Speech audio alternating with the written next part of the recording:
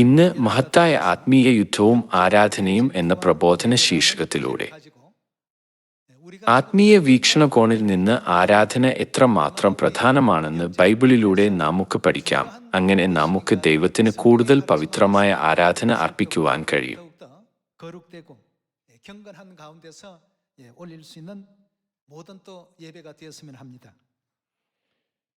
ആരാധന ദൈവങ്ങൾ തമ്മിലുള്ള യുദ്ധമാണെന്ന് പറയുന്നതിൽ അതിശയോക്തിപരമല്ല. മോലെക്, ബാൽ, അശേര തുടങ്ങിയ ദേവന്മാരുടെ പല പേരുകളും ബൈബിളിൽ പരാമർശിക്കപ്പെട്ടിട്ടുണ്ട്. സ്വർഗത്തിൽ സാത്താൻ ദൈവജനത്തെ പ്രലോഭിക്കുകയും അങ്ങനെ അവർ ഭൂമിയിലേക്ക് തള്ളപ്പെടുവാൻ ഇടയായി. ഇപ്പോൾ പോലും അവർക്ക് സ്വർഗത്തിലേക്ക് മടങ്ങുവാൻ കഴിയാത്ത വിധം പുറജാതീയ ദേവന്മാരെ ആരാധിക്കുന്നതിലേക്ക് അവൻ ദൈവജനത്തെ വഞ്ചിക്കുന്നു. ദൈവവുമായുള്ള ബന്ധം വിച്ഛേദിക്കുക എന്നതാണ് സാത്താന്റെ ഒരേയൊരു ലക്ഷ്യം. നമുക്ക് ആത്മീയ കാര്യങ്ങൾ കാണുവാൻ കഴിയാത്തതിനാലും ഭൗതിക കാര്യങ്ങൾ മാത്രം കാണുവാൻ കഴിയുന്നതിനാലും നാം സഭയിൽ വരുമ്പോൾ സ്തുതി പാടുകയും പ്രാർത്ഥന സ്വാഭാവികമായും ചെയ്യുന്ന ഒന്നാണ് എന്ന് നാം എളുപ്പത്തിൽ ചിന്തിക്കുന്നു. എന്നിരുന്നാലും ആത്മീയ വീക്ഷണകോണിൽ ഇത് ദൈവങ്ങൾ തമ്മിലുള്ള ഒരു യുദ്ധത്തെയാണ് സൂചിപ്പിക്കുന്നത്. എല്ലാവരോടുമായി യുദ്ധത്തിൽ നിങ്ങൾ ശത്രുവിനെ തോൽപ്പിക്കുന്നതിൽ പരാജയപ്പെട്ടാൽ നിങ്ങൾ മരിക്കുന്നു. അതുകൊണ്ട് ഇവിടെ രണ്ട് വഴികളാണ് ഉള്ളത്, അത് ജീവനും മരണവുമാണ്. എല്ലാവരോടുമായി നമ്മുടെ ആകാശഗംഗയിൽ 200 ലക്ഷക്കോടി നക്ഷത്രങ്ങളുണ്ട്. നമുക്ക് 200 ലക്ഷക്കോടി വസ്തുക്കൾ ഉണ്ടെങ്കിൽ ഒരെണ്ണം നേടുകയോ നഷ്ടപ്പെടുകയോ ചെയ്താൽ ഒരു വ്യത്യാസവും ഉണ്ടാകുന്നില്ല. അത്രമാത്രം നിസ്സാരമാണ് നമ്മുടെ ഭൂമി എന്ന ഗ്രഹം. എന്നിരുന്നാലും തന്നെ മാത്രമേ ആരാധിക്കാവൂ എന്ന് ദൈവം മനുഷ്യരോട് കൽപ്പിക്കുന്നു. അതിനാൽ അവിടുന്ന് ഈ കൽപ്പന നൽകുന്നതിന്റെ കാരണം നാം പരിശോധിക്കേണ്ടതുണ്ട്. മറ്റു ദൈവങ്ങളെ പിന്തുടരുകയാണെങ്കിൽ നാം എവിടേക്ക് പോകും? നാം തീർച്ചയായും മരണസ്ഥലമായ നരകത്തിലേക്ക് പോകും. അവിടെ നാശവും നിത്യശിക്ഷയും ഉണ്ടാകും.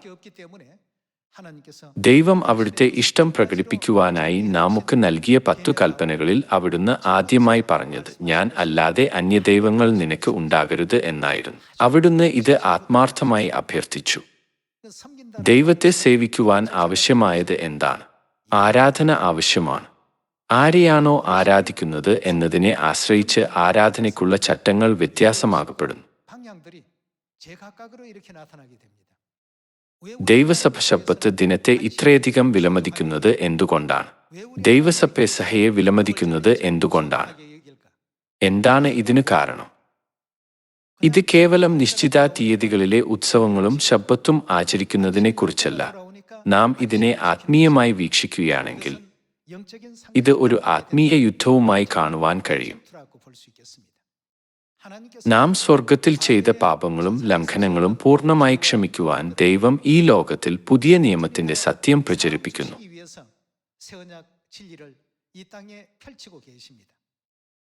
ഇതുകൊണ്ടല്ലേ വചനം പ്രസംഗിക്കുവാനായി ശമരിയ മുതൽ ഭൂമിയുടെ അറ്റത്തോളവും പോകുവാൻ അവിടുന്ന് നമ്മോട് പറഞ്ഞത്.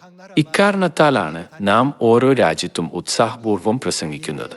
അങ്ങനെയെങ്കിൽ എന്തുകൊണ്ടാണ് ആരാധന ഇത്രയും പ്രധാനം? നാം ആരെയാണ് സേവിക്കുന്നതെന്ന് ആരാധനയിലൂടെയാണ് നിർണയിക്കപ്പെടുന്നത്. ഞങ്ങൾ ദൈവത്തിൽ വിശ്വസിക്കുന്നു. ലോകത്തിലെ നിരവധി സഭകളും ദൈവത്തിൽ വിശ്വസിക്കുന്നുവെന്ന് അവകാശപ്പെടുന്നു. എന്നാൽ അവരുടെ ആരാധനാ രീതിയുടെ കാര്യം എങ്ങനെയാണ്? അവരുടെ ആരാധന തീയതികളിൽ പോലും വ്യത്യസ്തമാണ്. പുനരുത്ഥാന ദിനം ആചരിക്കുന്നുവെന്ന് പറയുന്നതിലൂടെ അവർ മുട്ട കഴിക്കുകയും ബൈബിൾ പഠിപ്പിക്കൽ അനുസരിച്ച് നമ്മൾ അപ്പം മുറിക്കുകയും ചെയ്യുന്നു. ഇത് അവരിൽ നിന്ന് നമ്മെ വ്യത്യസ്തമാക്കുന്നു. അങ്ങനെയെങ്കിൽ അവരുടെ ആചാരങ്ങൾ ദൈവത്തിൽ നിന്നുള്ളതാണോ? ആത്യന്തികമായി അവർ ദൈവത്തെയല്ല അന്യദേവന്മാരെയാണ് ആരാധിക്കുന്നത്. അതിനാൽ യെഹെസ്കേൽ പ്രവാചകൻ അവരെ വെറുപ്പുള്ളവരാകുന്നവർ എന്ന് വിളിച്ചു.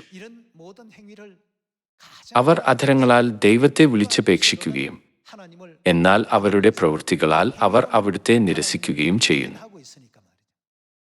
എല്ലാ വ്യാജദേവന്മാരും ആരാധനയിലൂടെ ജനങ്ങളെ അവരെ തന്നെ സേവിക്കുവാൻ പ്രേരിപ്പിക്കുന്നു. ഈ ലോകത്ത് പൂർവികരുടെ ആത്മാക്കളെ സേവിക്കുവാൻ വഴിപാടുകൾ സ്ഥാപിക്കുകയും വണങ്ങുകയും ചെയ്യുന്ന സമ്പ്രദായം ഇല്ലേ? ഇതല്ല ദൈവത്തെ ആരാധിക്കുവാനുള്ള മാർഗം. ഈ ലോകത്ത് അനേകം ദൈവങ്ങളും അനേകം പ്രഭുക്കന്മാരുമുണ്ട്. ഇത്തരം ആചാരങ്ങളിലൂടെ അവർ നമ്മുടെ ആത്മാക്കളെ കൊള്ളയടിക്കുന്നു. നാം ഒരു ത്രിമാന ലോകത്ത് ജീവിക്കുന്നതിനാൽ ഇത് കുടുംബാംഗങ്ങൾ വീട്ടിൽ ചെയ്യുന്ന ഒരു കാര്യം മാത്രമാണ് എന്ന് നാം ചിന്തിക്കുന്നു. എന്നാൽ ആത്മീയ വീക്ഷണകോണിൽ നോക്കുമ്പോൾ ഇത് ദൈവത്തെ ആരാധിക്കുവാനുള്ള മാർഗമല്ല. എല്ലാവരോടുമായി ആരാധന വളരെ പ്രധാനപ്പെട്ടതാണ്. ആരാധനയെക്കുറിച്ച് യേശു നമ്മെ എന്താണ് പഠിപ്പിച്ചത്? പൂർണ്ണ ഹൃദയത്തോടെ എന്ന് അവിടുന്ന് നമ്മെ പഠിപ്പിച്ചു. പൂർണ്ണ ആത്മാവോടെ എന്ന് അവിടുന്ന് നമ്മെ പഠിപ്പിച്ചില്ലേ? പൂർണ്ണ മനസ്സോടെ അവിടുന്ന് നമ്മെ പഠിപ്പിച്ചില്ലേ? ഇതാകുന്നു വലിയതും ഒന്നാമത്തേതുമായ കൽപ്പന. രണ്ടാമത്തേത് അതിനോട് സമം. ഇത് മത്തായി 22-ാം അധ്യായത്തിൽ എഴുതിയിട്ടില്ലേ? പരിശുദ്ധാത്മാവിന്റെ യുഗത്തിൽ വന്ന യേശുവിന്റെ പുതിയ നാമമായ ക്രിസ്തു അൻസംഘോങ്ങിലും പുതിയ യെരൂശലേം സ്വർഗീയ മാതാവിലും നാം വിശ്വാസികളാണ്. അതിനാൽ നാം ബൈബിളിലെ പഠിപ്പിക്കൽ പ്രകാരമാണ് ജീവിക്കേണ്ടത്. ആരാധനയിലൂടെ ദൈവം ഉത്തരം നൽകുന്നു എന്ന് നമുക്ക് ബൈബിളിലൂടെ സ്ഥിരീകരിക്കാം. 1 രാജാക്കന്മാർ അധ്യായം 18 വാക്യം 28-ൽ 850 വ്യാജപ്രവാചകന്മാരും ഏലിയാവും തമ്മിലുള്ള ആത്മീയയുദ്ധം നാം കാണുന്നു. യഹോവയാം ദൈവമാണോ ബാലാണോ സത്യദൈവം എന്ന് നിർണയിക്കാനായിരുന്നു അത്. യാഗങ്ങൾ അഗ്നിക്കിരയാക്കുവാൻ സ്വർഗത്തിൽ നിന്ന് തീ ഇറക്കിയ ദൈവം സത്യദൈവമാണെന്ന് അവർ സമ്മതിച്ചു. കള്ളപ്രവാചകന്മാർ ആദ്യം തുടങ്ങി. നമുക്ക് 28-ാം വാക്യം നോക്കാം. അവർ ഉറക്കെ വിളിച്ചു പതിവുപോലെ രക്തം ഒഴുകുവോളം വാൾ കൊണ്ടും കുന്തം കൊണ്ടും തങ്ങളെ തന്നെ മുറിവേൽപ്പിച്ചു. മറ്റൊരു വാക്കിൽ പറഞ്ഞാൽ അവരുടെ ആരാധന രീതികൾ എങ്ങനെയായിരുന്നു?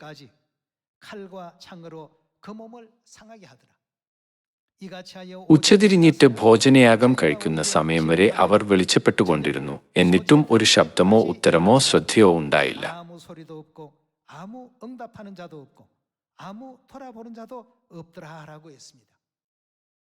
ഇവിടെ നിർണായകരമായ ആശയം എന്തെന്നാൽ അവർ തങ്ങളുടെ സ്വന്തം ആചാരപ്രകാരം ഇവയെല്ലാം ചെയ്തു എന്നതാണ്.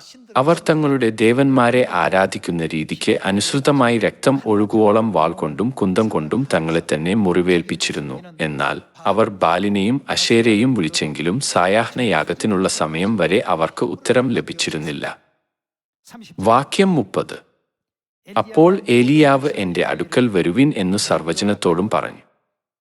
സർവ്വജനവും അവന്റെ അടുക്കൽ ചേർന്നു. അവൻ ഇടിഞ്ഞുകിടന്ന യഹോവയുടെ യാഗപീഠം നന്നാക്കി, നിനക്കു ഇസ്രായേൽ എന്നു പേരാകും എന്നു യഹോവയുടെ അരുളപ്പാട് ലഭിച്ച യാക്കോബിന്റെ പുത്രന്മാരുടെ ഗോത്രസംഖ്യയ്ക്ക് ഒത്തവണ്ണം 12 കല്ലെടുത്തു. കല്ലുകൊണ്ടു യഹോവയുടെ നാമത്തിൽ ഒരു യാഗപീഠം പണിതു. യാഗപീഠത്തിന്റെ ചുറ്റും 2 സെയാ വിത്തു വിതപ്പാൻ മതിയായ വിസ്താരത്തിൽ ഒരു തോടുണ്ടാക്കി. പിന്നെ അവൻ വിറക് അടുക്കി കാളയെ ഖണ്ഡം ഖണ്ഡമാക്കി വിറകിന്മീതെ വച്ചു. 4 തോട്ടിയിൽ വെള്ളം നിറച്ചു ഹോമയാഗത്തിന്മേലും വിറകിന്മേലും ഒഴിപ്പിൻ എന്നു പറഞ്ഞു. 2-ാം പ്രാവശ്യവും അങ്ങനെ ചെയ്യുവിൻ എന്ന് അവൻ പറഞ്ഞു. അവർ 2-ാം പ്രാവശ്യവും ചെയ്തു. അതിന്റെ ശേഷം 3-ാം പ്രാവശ്യവും അങ്ങനെ ചെയ്യുവിൻ എന്ന് അവൻ പറഞ്ഞു. അവർ 3-ാം പ്രാവശ്യവും ചെയ്തു. വെള്ളം യാഗപീഠത്തിന്റെ ചുറ്റും ഒഴുകി. അവൻ തോട്ടിലും വെള്ളം നിറച്ചു. ഭോജനയാഗം കഴിക്കുന്ന നേരമായപ്പോൾ നമ്മുടെ ഉച്ചഭക്ഷണത്തിന് ശേഷമുള്ള ആരാധനയെ സൂചിപ്പിക്കുന്ന സായാഹ്ന യാഗത്തിനുള്ള സമയമായിരുന്നു അത്. ഇവിടെ ഒരു പ്രഭാത യാഗവും ഒരു സായാഹ്ന യാഗവും ഇല്ലേ? ദൈവത്തെ ആരാധിക്കുന്നവർക്ക് ആവശ്യമായ സമയങ്ങളാണിവ. അതുകൊണ്ടാണ് എല്ലാ വർഷവും എല്ലാ ആഴ്ചയിലും ഒരു നിശ്ചിത സമയത്ത് ആരാധന ശുശ്രൂഷകൾ നടത്തുന്നത്. ഭോജനയാഗം കഴിക്കുന്ന നേരമായപ്പോൾ ഏലിയാ പ്രവാചകൻ അടുത്തു ചെന്നു. അബ്രാഹാമിന്റെയും യിസ്ഹാക്കിന്റെയും ഇസ്രായേലിന്റെയും ദൈവമായ യഹോവേ, ഇസ്രായേലിൽ നീ ദൈവമെന്നും ഞാൻ നിന്റെ ദാസനെന്നും ഈ കാര്യങ്ങളൊക്കെയും ഞാൻ നിന്റെ കൽപ്പന പ്രകാരം ചെയ്തു എന്നും ഇന്നു വെളിപ്പെട്ടു വരട്ടെ. യഹോവേ, എനിക്ക് ഉത്തരം അരുളേണമേ. നീ ദൈവം തന്നെ യഹോവേ, നീ തങ്ങളുടെ ഹൃദയം വീണ്ടും തിരിച്ചു എന്ന് ഈ ജനം അറിയേണ്ടതിന് എനിക്ക് ഉത്തരം അരുളേണമേ എന്ന് പറഞ്ഞു.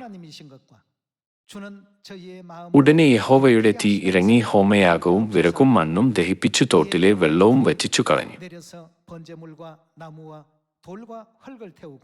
ജനം എല്ലാം അതുകൊണ്ട് കവിണ്ണു വീണു, യഹോവ തന്നെ ദൈവം, യഹോവ തന്നെ ദൈവം എന്നു പറഞ്ഞു. ഏലിയാവ് അവരോട്, ബാലിന്റെ പ്രവാചകന്മാരെ പിടിപ്പിൻ, അവരിൽ ഒരുത്തനും ചാടിപ്പോകരുത് എന്ന് പറഞ്ഞു. അവർ അവരെ പിടിച്ചു. ഏലിയാവ് അവരെ താഴെ കീശോൻ തോട്ടിനരികെ കൊണ്ടുചെന്നു അവിടെ വെച്ചു വെട്ടിക്കൊന്നു കളഞ്ഞു. കർമ്മേൽ പർവ്വതത്തിലെ ഈ യുദ്ധം ഭൗതികപരമായി നാം കാണരുത്. നമുക്ക് ഒരു പാഠം നൽകുവാൻ അല്ലേ ദൈവം ഇത് തയ്യാറാക്കിയത്? ദൈവത്തിന്റെ ചട്ടങ്ങൾക്കനുസൃതം അവിടുത്തെ സേവിക്കുന്നവരെയും അന്യദേവന്മാരെ സേവിക്കുന്നവരെ തമ്മിൽ ദൈവം വ്യക്തമായ ഒരു വേർതിരിവ് നടത്തി.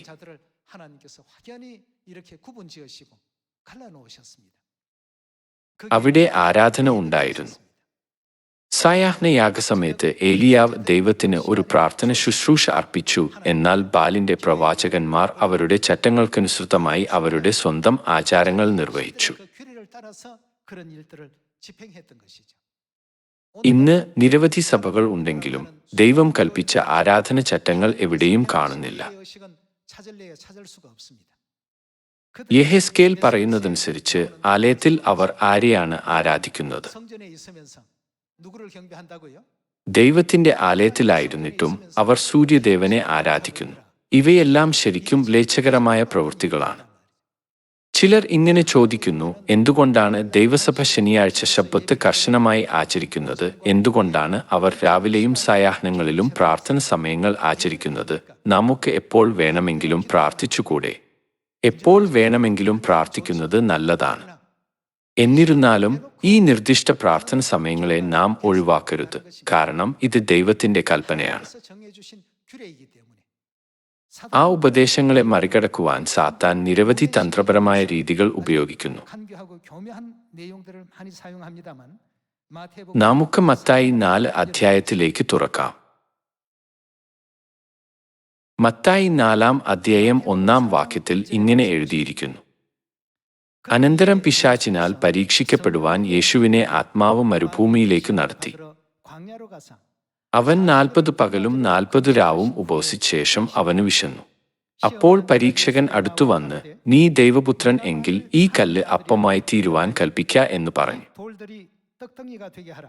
അതിനു അവൻ, മനുഷ്യൻ അപ്പം കൊണ്ടു മാത്രമല്ല ദൈവത്തിന്റെ വായിൽ കൂടി വരുന്ന സകല വചനം കൊണ്ടും ജീവിക്കുന്നു എന്നു എഴുതിയിരിക്കുന്നു എന്ന് ഉത്തരം പറഞ്ഞു. ഭൗതിക കാര്യങ്ങളിൽ ശ്രദ്ധ കേന്ദ്രീകരിക്കുവാൻ സാത്താൻ നമ്മോട് എപ്പോഴും കൃത്രിമം കാണിക്കുന്നു. ഒന്നും നേടാതെ ഞാൻ എന്റെ സമയം പാഴാക്കുകയാണോ? അത്തരം പാപപൂർണമായ ചിന്തകൾ ഉണ്ടായിരിക്കുവാൻ സാത്താൻ നമ്മെ അതിലേക്ക് നയിക്കുന്നു. എന്നിരുന്നാലും യേശു പറഞ്ഞു, മനുഷ്യൻ അപ്പം കൊണ്ട് മാത്രമല്ല ദൈവത്തിന്റെ വായിൽ കൂടി വരുന്ന സകല വചനം കൊണ്ടും ജീവിക്കുന്നു എന്ന് എഴുതിയിരിക്കുന്നു എന്ന് ഉത്തരം പറഞ്ഞു. കാരണം നമുക്ക് നിത്യ സ്വർഗരാജ്യം ഉണ്ട് എന്നതുകൊണ്ടാണ്. 5-ാം വാക്യം നമുക്ക് നോക്കാം. പിന്നെ പിശാച് അവനെ വിശുദ്ധനഗരത്തിൽ കൊണ്ടുപോയി ദൈവാലയത്തിന്റെ അഗ്രത്തിന്മേൽ നിർത്തി അവനോട്, നീ ദൈവപുത്രൻ എങ്കിൽ താഴത്തോട്ടു ചാടുക, നിന്നെക്കുറിച്ച് അവൻ തന്റെ ദൂതന്മാരോട് കൽപ്പിക്കും, അവൻ നിന്റെ കാൽ കല്ലിനോട് തട്ടാതെ കോണം നിന്നെ താങ്ങിക്കൊള്ളും എന്ന് എഴുതിയിരിക്കുന്നുവല്ലോ എന്ന് പറഞ്ഞു. യേശു അവനോട്, നിന്റെ ദൈവമായ കർത്താവിനെ പരീക്ഷിക്കരുത് എന്നും കൂടെ എഴുതിയിരിക്കുന്നു എന്ന് പറഞ്ഞു. പിന്നെ പിശാച് അവനെ ഏറ്റവും ഉയർന്നൊരു മലമേൽ കൂട്ടിക്കൊണ്ടുപോയി ലോകത്തിലുള്ള സകല രാജ്യങ്ങളെയും അവയുടെ മഹത്വത്തെയും കാണിച്ചു. വീണ് എന്നെ നമസ്കരിച്ചാൽ ഇതൊക്കെയും നിനക്കു തരാം എന്നു അവനോട് പറഞ്ഞു. മറ്റൊരു വാക്കിൽ പറഞ്ഞാൽ, നീ എനിക്ക് ഒരു ആരാധന അർപ്പിച്ചാൽ. യേശു അവനോട്, അവിടുന്ന് എന്താണ് പറഞ്ഞത്? സാത്താനെ, എന്നെ വിട്ടുപോ, നിന്റെ ദൈവമായ കർത്താവിനെ നമസ്കരിച്ച് അവനെ മാത്രമേ ആരാധിക്കാവൂ എന്ന് എഴുതിയിരിക്കുന്നു എന്ന് പറഞ്ഞു. എല്ലാ ആരാധനകളും സാത്താനല്ല, മറിച്ച് ദൈവത്തിന് അർപ്പിക്കപ്പെടണം എന്നാണ് യേശു കൽപ്പിച്ചത്. എന്നിരുന്നാലും ഇന്ന് ലോകവ്യാപകമായി 100 ദശലക്ഷക്കണക്കിന് ദൈവങ്ങളുണ്ട്. പ്രത്യേകിച്ചും ഞാൻ ഇന്ത്യ സന്ദർശിച്ചപ്പോൾ ഇന്ത്യയിൽ എത്ര ദൈവങ്ങളുണ്ടെന്ന് നിങ്ങൾക്കറിയാമോ എന്ന് ഒരു ഉദ്യോഗസ്ഥൻ എന്നോട് ചോദിച്ചു. ഒരുപക്ഷെ ഏകദേശം 100 ദൈവങ്ങൾ. ഞാൻ മറുപടി പറഞ്ഞു. അവർ എന്നോട് 100 ദശലക്ഷത്തിലധികം ഉണ്ട് എന്ന് പറഞ്ഞു. ഈ ഒരു രാജ്യത്ത് 100 ദശലക്ഷത്തിലധികം ദേവന്മാരെ ആരാധിക്കുന്നു എന്നത് എന്നെ വളരെ അത്ഭുതപ്പെടുത്തി. നമ്മുടെ ചുറ്റും എത്രയോ ദേവന്മാർ ഉണ്ട്, അത് അനേകം ജനങ്ങളുടെ ആത്മാക്കളെ വിഴുങ്ങുകയാണ് എന്ന് ഞാൻ ചിന്തിച്ചു. അവരുടെ ജീവിതത്തിന്റെ വശങ്ങൾ മതപരമായ ഉള്ളടക്കവുമായി ബന്ധപ്പെട്ടിരിക്കുന്നു. മത്തായി അധ്യായം 4 1ഉം 2ഉം പ്രലോഭനങ്ങൾ പരാജയപ്പെട്ടപ്പോൾ സാത്താൻ യേശുവിന് എല്ലാ രാജ്യങ്ങളും അവയുടെ മഹത്വവും കാണിച്ചു കൊടുത്തു. വീണു എന്നെ നമസ്കരിച്ചാൽ ഇതൊക്കെയും നിനക്കു തരാം എന്ന് പറഞ്ഞു. സാത്താൻ തന്റെ എല്ലാ ശ്രമങ്ങളും ആരാധനയിലേക്ക് കൊണ്ടുവരുന്നു. ശബ്ബത്ത് ദിനം ആചരിക്കണമെന്ന് ആളുകളെ പഠിപ്പിക്കുവാൻ ബൈബിളിലെ ഓരോ വാക്യത്തിലൂടെയും നാം തിരയുന്നത് എന്തുകൊണ്ട്? കാരണം ബൈബിൾ ദൈവവചനമാണെന്ന് മാത്രമേ അവർക്കറിയാവൂ. എന്നിരുന്നാലും അവർ അത് അനുസരിക്കുന്നില്ല. അവർ അന്യദേവന്മാരെ ആരാധിക്കുന്നതുകൊണ്ടാണ് ഈ പ്രശ്നങ്ങൾ ഉണ്ടാകുന്നത്. അതുകൊണ്ടാണ് ദൈവം നമുക്ക് അവിടുത്തെ കൽപ്പനകൾ നൽകുന്നത്. നമുക്ക് ആവർത്തന പുസ്തകം 4-ാം അധ്യായം 9-ാം വാക്യം നോക്കാം. ആവർത്തന പുസ്തകം 4-ാം അധ്യായം 9-ാം വാക്യം. കണ്ണാലെ കണ്ടിട്ടുള്ള കാര്യങ്ങൾ നീ മറക്കാതെയും നിന്റെ ആയുഷ്കാലത്തൊരിക്കലും അവ നിന്റെ മനസ്സിൽ നിന്നു വിട്ടുപോകാതെയും ഇരിപ്പാൻ മാത്രം സൂക്ഷിച്ച് നിന്നെ തന്നെ ജാഗ്രതയോടെ കാത്തുകൊള്ളുക. നിന്റെ മക്കളോടും മക്കളുടെ മക്കളോടും അവയെ ഉപദേശിക്കണം. വിശേഷാൽ ഹോറേബിൻ നിന്റെ ദൈവമായ യഹോവയുടെ സന്നിധിയിൽ നിന്ന ദിവസത്തിൽ ഉണ്ടായ കാര്യം മറക്കരുത്. അന്ന് യഹോവ എന്നോട്, ജനത്തെ എന്റെ അടുക്കൽ വിളിച്ചുകൂട്ടുക. ആരെ ബഹുമാനിക്കുവാനാണ് അവർ പഠിക്കേണ്ടത്? ഞാൻ. ഇവിടെ ആരാണ് സംസാരിക്കുന്നത്? ദൈവം. അതുകൊണ്ട് അവർ ദൈവത്തെ ബഹുമാനിക്കുവാൻ പഠിക്കട്ടെ എന്ന് എഴുതിയിരിക്കുന്നു. ഈ ഭൂമിയിലെ നമ്മുടെ യുഗത്തിൽ നാം എങ്ങനെ ദൈവത്തെ ആരാധിക്കണമെന്ന് പഠിക്കണം. എന്റെ വചനങ്ങൾ അവരെ കേൾപ്പിക്കും. അവർ ഭൂമിയിൽ ജീവിച്ചിരിക്കുന്ന നാളൊക്കെയും എന്നെ ഭയപ്പെടുവാൻ പഠിക്കുകയും തങ്ങളുടെ മക്കളെ പഠിപ്പിക്കുകയും വേണം എന്ന് കൽപ്പിച്ചുവല്ലോ. അങ്ങനെയെങ്കിൽ അവസാനം ദൈവം സീനായ് പർവ്വതത്തിൽ വച്ച് അവിടുത്തെ നിയമങ്ങൾ അവർക്ക് നൽകിയതിന്റെ കാരണം ഇതല്ലേ? ഇക്കാരണത്താൽ നമ്മുടെ ജീവിതത്തിലെ എല്ലാ ദിവസവും അവിടുത്തെ ചട്ടങ്ങൾ ഓർക്കണമെന്ന് ദൈവം നമ്മോട് പറഞ്ഞു. നീ വീട്ടിൽ ഇരിക്കുമ്പോഴും വഴിനടക്കുമ്പോഴും നിങ്ങൾ അവയെ എന്തിനു കെട്ടുന്നു? അടയാളമായി നിന്റെ കൈകളിൽ കെട്ടുന്നു. നിങ്ങൾ അവയെ എവിടെ കെട്ടുന്നു? അവ നിന്റെ കണ്ണുകൾക്കു മധ്യേ പട്ടമായി ഇരിക്കണം. അവിടുത്തെ കൽപ്പനകൾ നാം ഒരിക്കലും മറക്കാതിരിക്കുവാൻ ദൈവം ഈ ഉപദേശം സകല മനുഷ്യർക്കും നൽകി.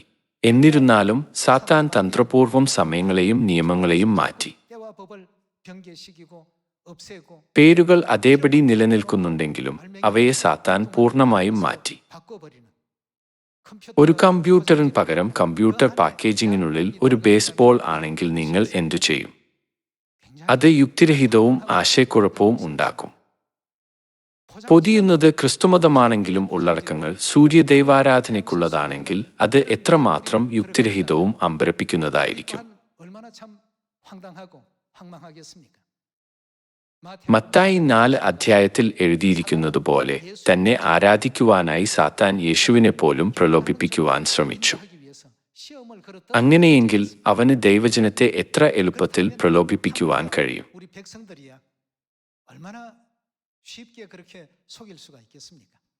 അതുകൊണ്ടല്ലേ ദൈവവചനത്തിനായി നമ്മെ തന്നെ സമർപ്പിക്കുവാൻ ദൈവം നമ്മോട് പറഞ്ഞത്. നാം അങ്ങനെ ചെയ്യുന്നതിൽ പരാജയപ്പെട്ടാൽ ഇത് ദൈവത്തിന്റെ ന്യായപ്രമാണമാണോ അല്ലയോ എന്ന് നാം ആശയക്കുഴപ്പത്തിലായേക്കാം.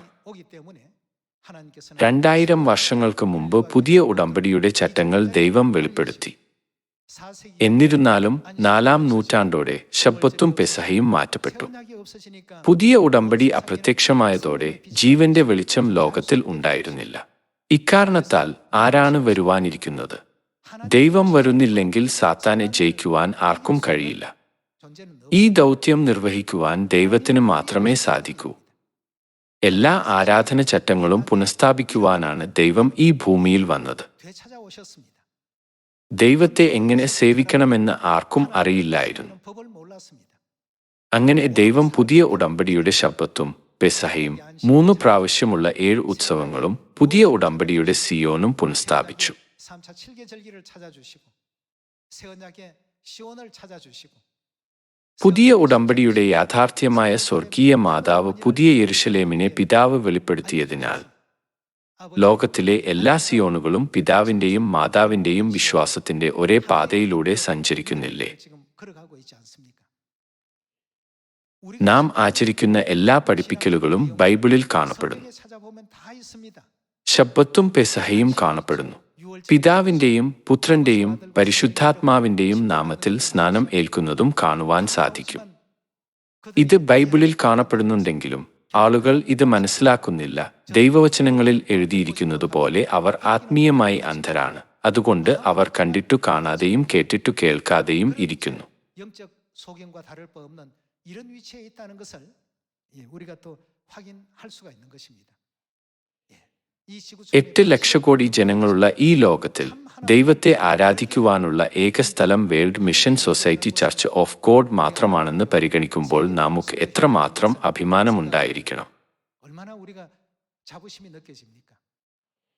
അതിനാൽ എപ്പോഴും അഭിമാനിക്കുക. അവരുടെ തെറ്റിദ്ധാരണ നാം തിരുത്തണം. അങ്ങനെ അവർക്ക് ജീവന്റെ സത്യത്തിന്റെ വാക്കുകൾ കേൾക്കാനാകും. അവരും നമ്മളും തമ്മിലുള്ള വ്യത്യാസം ആരാധനാലയത്തിൽ മാത്രമാണ്. ആരാധന വ്യത്യസ്തമാണെന്ന് നാം പറയുമ്പോൾ ആരാണ് വ്യത്യസ്തൻ? നാം ആരാധിക്കുന്ന ദൈവം വ്യത്യസ്തമാണ്. നമ്മുടെ ദൈവത്തെ മാത്രമാണ് ബൈബിൾ രേഖപ്പെടുത്തുന്നത്. 6 ദിവസം കൊണ്ട് ആകാശവും ഭൂമിയും സൃഷ്ടിച്ചത് ആരാണ്? നാം ആരാധിക്കുന്ന ദൈവമാണ്. നമ്മുടെ എല്ലാ പ്രവർത്തനങ്ങളും ബൈബിളിൽ രേഖപ്പെടുത്തിയിട്ടുണ്ട്. മറുവശത്ത് ഞായറാഴ്ച ആരാധന ആചരിക്കുകയും ക്രിസ്മസ് ആഘോഷിക്കുകയും കുരിശുകൾ സ്ഥാപിക്കുകയും ചെയ്യുന്നവരുടെ എല്ലാ ആരാധനാരീതികളും നമുക്ക് എവിടെ കണ്ടെത്താനാകും? അവരുടെ ആരാധനയുടെ അടിസ്ഥാനം മറ്റ് ദേവന്മാരിൽ നിന്ന് മാത്രമേ നമുക്ക് കണ്ടെത്തുവാൻ കഴിയൂ. ലോകത്തിലെ എല്ലാ മഹത്വവും പ്രശസ്തിയും നമുക്ക് വാഗ്ദാനം ചെയ്യപ്പെട്ടാലും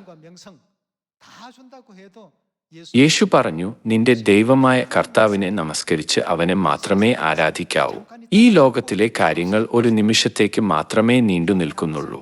ഇക്കാരണത്താൽ നിത്യമായതിനെക്കുറിച്ചുള്ള വാക്കുകൾ യേശു നമുക്ക് നൽകുകയും സത്യദൈവത്തെ ആരാധിക്കുന്നതിലൂടെ നമുക്ക് അത് കണ്ടെത്താനാകുമെന്ന് നമ്മെ പഠിപ്പിക്കുകയും ചെയ്തു. നമുക്ക് യെഹെസ്കേൽ 36 അധ്യായത്തിലേക്ക് പോകാം. 25절부터 말씀을 살피도록 하겠습니다. 36 അധ്യായം 25 വാക്യത്തിൽ ഇങ്ങനെ എഴുതിയിരിക്കുന്നു: ഞാൻ നിങ്ങളുടെ മേൽ നിർമ്മലജലം തളിക്കും, നിങ്ങൾ നിർമ്മലരായിത്തീരും. ഞാൻ നിങ്ങളുടെ സകല മലിനതയും സകല വിഗ്രഹങ്ങളെയും നീക്കി നിങ്ങളെ നിർമ്മലീകരിക്കും. ഞാൻ നിങ്ങൾക്ക് പുതിയൊരു ഹൃദയം തരും, പുതിയൊരു ആത്മാവിനെ ഞാൻ നിങ്ങളുടെ ഉള്ളിൽ ആക്കും. കല്ലായുള്ള ഹൃദയം ഞാൻ നിങ്ങളുടെ ജഡത്തിൽ നിന്നു നീക്കി മാംസമായുള്ള ഹൃദയം നിങ്ങൾക്കു തരും. ഞാൻ എൻ്റെ ആത്മാവിനെ നിങ്ങളുടെ ഉള്ളിൽ ആക്കി നിങ്ങളെ. അവിടുന്ന് നമ്മെ എന്ത് ചെയ്യുവാൻ പ്രേരിപ്പിക്കും? എൻ്റെ ചട്ടങ്ങളിൽ നടക്കുമാറാക്കും. നിങ്ങൾ എൻ്റെ വിധികളെ പ്രമാണിച്ച് അനുഷ്ഠിക്കും. നാം ദൈവത്തിൻ്റെ ചട്ടങ്ങൾ ആചരിക്കുമ്പോൾ അവിടുന്ന് നമ്മെ അവിടുത്തെ ജനമായി അംഗീകരിക്കുകയും അവിടുന്ന് നമ്മുടെ ദൈവമായി തീരുകയും ചെയ്യുന്നു. ദൈവവുമായുള്ള നമ്മുടെ ബന്ധത്തെ അവിടുന്ന് അംഗീകരിക്കുന്നതായി 28 വാക്യം ചിത്രീകരിക്കുന്നു. നമുക്ക് തുടർന്നു നോക്കാം. ഞാൻ നിങ്ങളുടെ പിതാക്കന്മാർക്ക് കൊടുത്ത ദേശത്തു നിങ്ങൾ പാർക്കും. നിങ്ങൾ എനിക്കു. നിങ്ങൾ ആരായിരിക്കും? ജനമായും. ദൈവജനമാകുവാൻ നാം എന്താണ് ചെയ്യേണ്ടത്? വാക്യം 27: ചട്ടങ്ങളിൽ നടക്കുമാറാക്കും. നിങ്ങൾ എൻ്റെ വിധികളെ പ്രമാണിച്ച് അനുഷ്ഠിക്കും. എൻ്റെ നിയമങ്ങൾ പാലിക്കുമ്പോൾ നിങ്ങൾ എനിക്കു ജനമായും ഞാൻ നിങ്ങൾക്കു ദൈവമായും ഇരിക്കും. ഇക്കാലത്ത് ദൈവത്തിൽ വിശ്വസിക്കുന്നുവെന്ന് അവകാശപ്പെടുന്ന നിരവധി സഭകളുണ്ട്. പക്ഷേ അവർക്ക് ദൈവത്തെ ആരാധിക്കുന്നതിനുള്ള ചട്ടങ്ങളോ ഉത്സവങ്ങളോ ഇല്ല. ആ സഭകൾക്ക് ദൈവം നൽകുന്ന ഒരു ഉപദേശവും ഇല്ലെന്ന് സ്നാന നിയമത്തിൽ നിന്നും നമുക്ക് ഉറപ്പിക്കാം.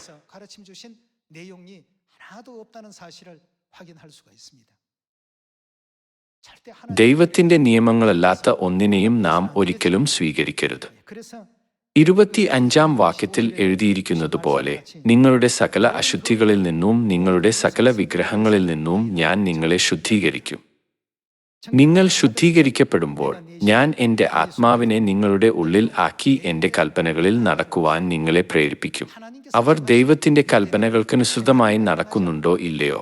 ഇതിലൂടെ അവർ ദൈവജനമാണോ അല്ലയോ എന്ന് നമുക്ക് തിരിച്ചറിയുവാൻ സാധിക്കും.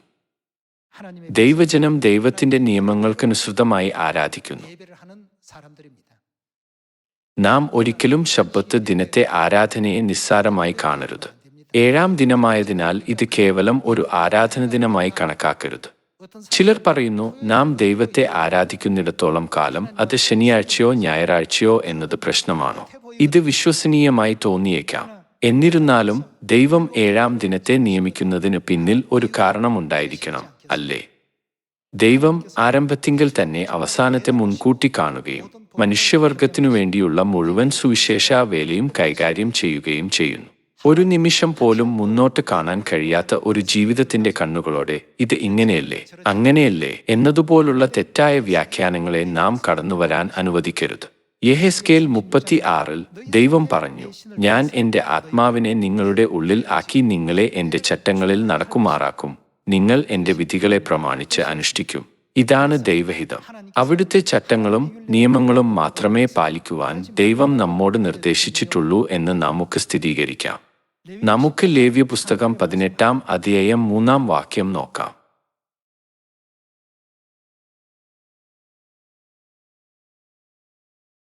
നിങ്ങൾ പാർത്തിരുന്ന മിസ്രയീം ദേശത്തിലെ നടപ്പുപോലെ നിങ്ങൾ നടക്കരുത്.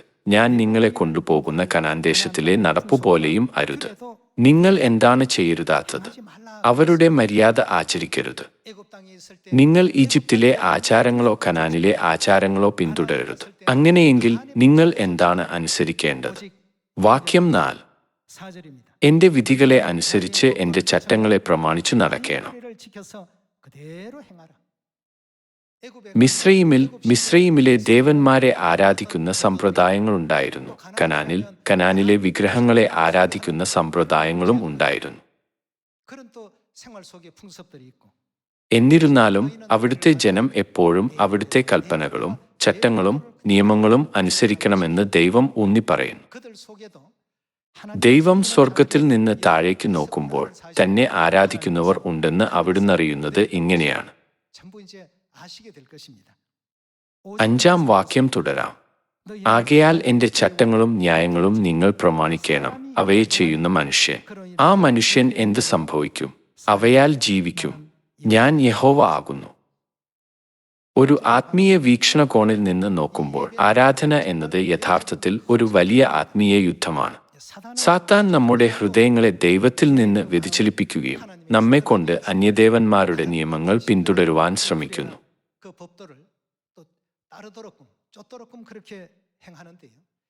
മരുഭൂമിയിലെ 40-ാം വർഷത്തിൽ ഇസ്രായേല്യർ പ്രലോഭനത്തിലേക്ക് വീഴുകയും 24,000 പേർ മരിക്കുകയും ചെയ്തു.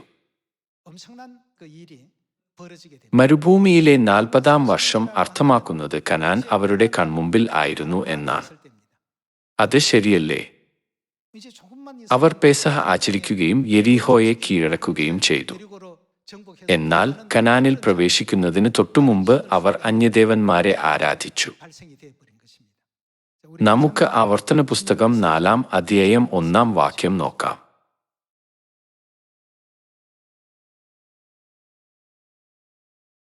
അധ്യായം 4 വാക്യം 1: ഇപ്പോൾ ഇസ്രായേലേ, ഞാൻ നിങ്ങളോട് ഉപദേശിക്കുന്ന ചട്ടങ്ങളും വിധികളും ദൈവജനം എന്തു ചെയ്യണം?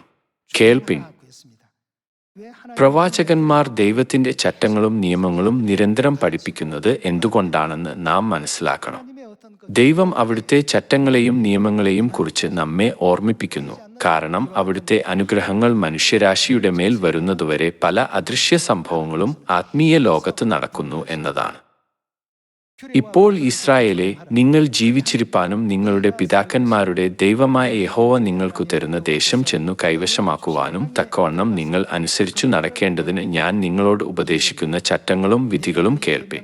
വാക്യം 2: ഞാൻ നിങ്ങളോട് കൽപ്പിക്കുന്ന നിങ്ങളുടെ ദൈവമായ യഹോവയുടെ കൽപ്പനകളെ നിങ്ങൾ പ്രമാണിക്കണം. ഞാൻ നിങ്ങളോട് കൽപ്പിക്കുന്ന വചനത്തോട് കൂട്ടുകയോ അതിൽ നിന്നു കുറയ്ക്കുകയോ ചെയ്യരുത്. ബാൽപെയോരിന്റെ സംഗതിയിൽ യഹോവ ചെയ്ത് നിങ്ങൾ കണ്ണാലെ കണ്ടിരിക്കുന്നു. ദൈവം എങ്ങനെയുള്ള ജനങ്ങളെയാണ് നശിപ്പിക്കുന്നത്. ബാൽപെയോരിനെ പിന്തുടർന്നവരെയൊക്കെയും നിന്റെ ദൈവമായ യഹോവ നിങ്ങളുടെ ഇടയിൽ നിന്നു നശിപ്പിച്ചു കളഞ്ഞുവല്ലോ. അവർ വിഗ്രഹങ്ങൾക്ക് ബലി കഴിച്ച ഭക്ഷണം കഴിക്കുകയും വ്യഭിചാര അധാർമികത നടത്തുകയും ചെയ്തു. അവരെയെല്ലാം ദൈവം നശിപ്പിച്ചതായി എഴുതിയിരിക്കുന്നു. ബാലിന്റെ ദുഷിച്ച പദ്ധതികളും ഒരു പ്രധാന പങ്ക് വഹിച്ചു. എന്നാൽ ഈ സംഭവങ്ങളുടെ സമയം നോക്കുമ്പോൾ അത് അവരുടെ 40 വർഷത്തെ യാത്രയുടെ അവസാന നിമിഷങ്ങളിൽ സംഭവിച്ചവയാണ്. അതിനാൽ നമ്മളും കൂടുതൽ ജാഗരൂകരായിരിക്കണം.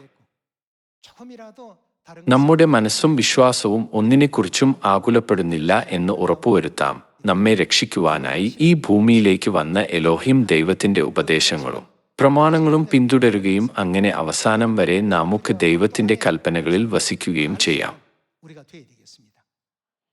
നാം ഈ പാതയിൽ നിന്ന് വ്യതിചലിച്ചാൽ നാം അന്യദൈവത്തെ ആരാധിക്കുവാൻ ഇടയാകും.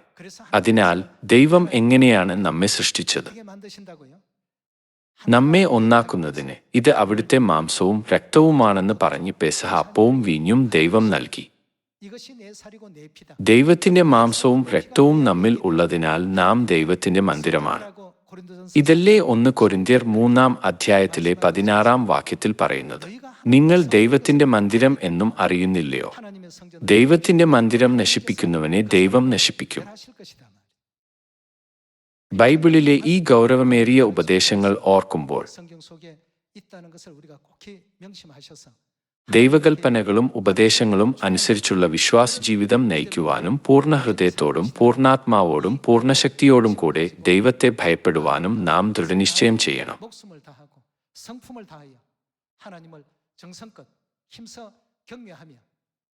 പിതാവിന്റെയും മാതാവിന്റെയും സുവിശേഷവേലയിൽ പങ്കെടുക്കുന്നതിലൂടെ എല്ലാ സിയോൻ കുടുംബാംഗങ്ങളും അത്തരം ദൃഢനിശ്ചയത്തോടെ ഈ പാതയിലൂടെ സന്തോഷത്തോടെ നടക്കുമെന്ന് ഞാൻ പ്രതീക്ഷിക്കുന്നു.